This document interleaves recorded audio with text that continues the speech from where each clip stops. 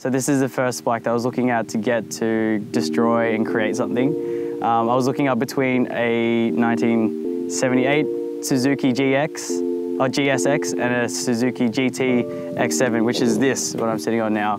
They were both up for sale and the GSX sold, so I just ended up getting the GT instead.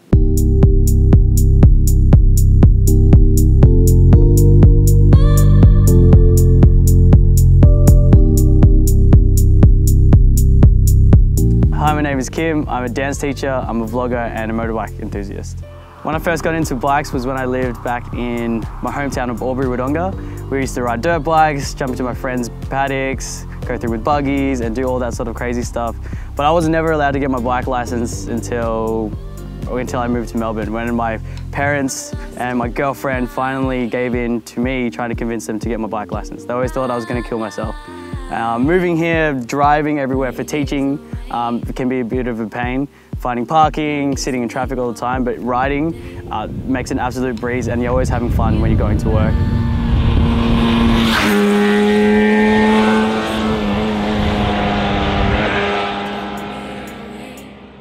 What these bikes are probably most famous for is being one of the first ton-up motorcycles, being actually one of the first two-stroke ton-up motorcycles. So a ton-up is just 100 miles per hour. So these are one of the first two-stroke bikes that could do 100 miles per hour. They had the RDs at the same time as well, so they were the competitors from Yamaha. But these were a lot more lighter and nimble and definitely bet them in a straight line. They used to race these in the 250 to 300cc races in two strokes. I talked to a lot of old guys of that era saying these used to be called the Widowmakers along with the other two strokes, just due to it being like a highly strung teenager, that you'd put your hand on the throttle and it would just go. Two strokes are renowned for just being so peaky and torquey. Also on this bike, that these were a massive cult bike in the UK. So when I was doing a lot of refurbishing and rebuilding of my motorcycle, I got a lot of my parts from the UK. They weren't really popular here in Australia, so to see bikes of this kind here in Australia is a bit of a rarity. But in India and in the UK, that's where they were most popular. So that's where they were.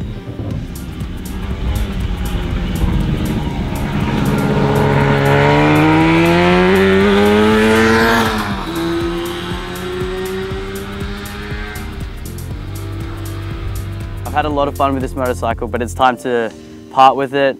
I've learnt so much about building motorcycles, how a motorcycle works, how to ride one, and just the absolute social aspect of it. So I've made a lot of long life friends that I will still be riding with until I get another bike. But yeah, it's time to part ways with this bike and probably get another bigger two-stroke.